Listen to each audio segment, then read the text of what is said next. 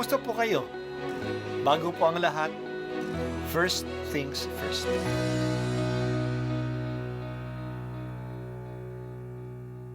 Good morning po. Sinisimulan po natin ngayon ang first things first.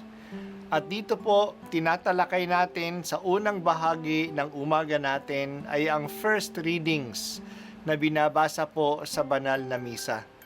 Ito pong tinatalakay natin kasi madalas po kasi marami na tayong alam tungkol sa gospel readings. Pero konti po ang nagsasalita sa first readings. Pero ang first readings, bahagi din po yan ng Biblia, ng banal na kasulatan. Kaya susubaybayan po natin ang mga first readings, basahin po natin at kuminsan kailangan ng basahin ng 2 o 3 beses bago maintindihan kasi hindi po tayo familiar sa mga istorya at sa mga kaisipan na tinatalakay dito. Ang pagbasa mula sa aklat ni Propeta Daniel. Habang ako'y nakatingin, may naglagay ng mga trono. Naupo sa isa sa mga ito ang isang nabubuhay magpakailanman. Kumikinang sa kaputian ang kanyang kasuotan at parang lantay na lana ang kanyang buhok. Ang trono niya ay nagniningning. Ang mga gulong nito ay apoy na nagliliyab. Waring agos ng tubig ang apoy na bumubuga mula sa trono. Ang naglilingkod sa kanya ay 1,000,000 bukod pa sa milyon-milyong nakaantabay. Kumanda na siya sa paggawad ng hatol at binuksan ang mga aklat. Patuloy ang aking pangitain. Ang nakita ko naman ay isang tila taong nakasakay sa ulap. Bumaba ito at lumapit sa nabubuhay magpakailanman. Binigyan siya ng kapamahalaan, ng karangalan at ng kaharian. Siya ay pinaglilingkuran ng lahat ng tao, bansa at wika. Ang pamamahala niya ay di matatapos at di babawiin at hindi mawawasak ang kanyang kaharian. Ang salita ng Diyos. Salamat sa Diyos. Ngayong araw ay kapistahan ng pagbabagong anyo ng Panginoong Hesus doon sa bundok ng Tabor sa Galilea. Si Jesus at ang kanyang mga alagad noon ay papunta na sa Jerusalem. Nababalitaan na nila ang oposisyon na bumubuo laban kay Jesus. At siya mismo ay nagsasalita na tungkol sa kanyang pagpapakasakit at kamatayan.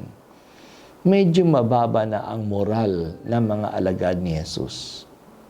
Dinala ni Jesus ang kilalang leaders ng grupo doon sa bundok ng Tabor. Ang mga ito ay sina Pedro, Santiago at Juan. Doon nagdasal si Jesus at habang siya ay nagdarasal, nagbago ang kanyang anyo.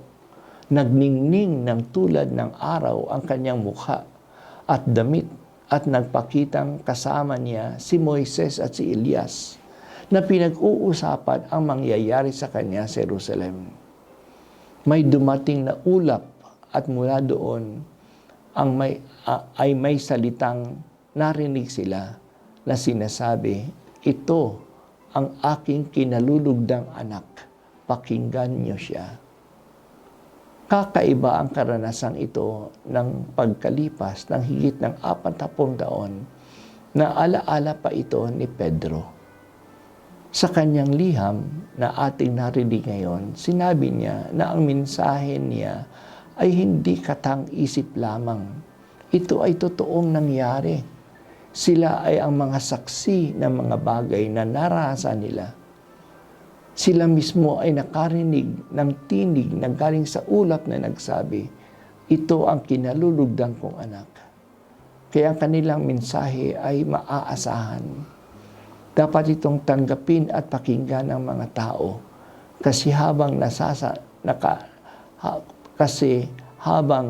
nasa kadiliman pa sila ng walang katiyakan sa mundong ito, ang mensahe ay nagsisilbing maliit na liwanag tulad ng lampara hanggang dumating ang bukang liwayway ng kaligtasan. Ang pagbabagong anyo ni Jesus ay nagsilbing pampalakas ng loob sa mga alagad sa mga mangyayari kay Jesus sa Jerusalem. Pinatikim sa kanila ang kanyang kaluwalhatian. Pinasilip sila sa kaluwalhatiang ito upang pagdating ng kanyang kahirapan, maalaala nila ng kaluwalhatian na darating pagkatapos ng kahirapan. Ang pag-uusap ni Jesus kay Moises at kay Elias ang nagpapakita na ang mangyayari sa Jerusalem ay naaayon sa plano ng Diyos na nakasulat sa kautusan, kaya si Moises, at sa mga propeta, kaya nga si Elias. Kailangan natin ng mga kaunting paalaalang ito upang sa panahon ng kadiliman, mayroon tayong kaunting liwanag na matatanaw.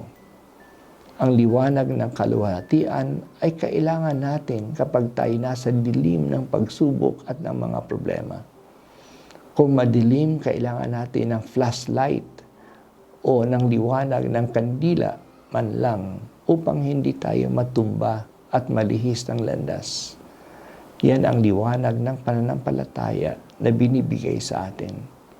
Sa kaluwalhatian ng langit, hindi na natin kailangan ng liwanag ng pananampalataya. Pagdating ng umaga, hindi na natin kailangan ng flashlight o ng kandila. Salamat sa mga liwanag ng iyong ipinapadama sa amin sa aming paglalakbay sa buhay na ito, Panginoon. Hindi po ninyo pinababayaan kami, Panginoon. Ituon po sana namin ang aming pansin sa iyo lamang at sa iyong salita sa amin. Makinig at sumunod kami sa iyo.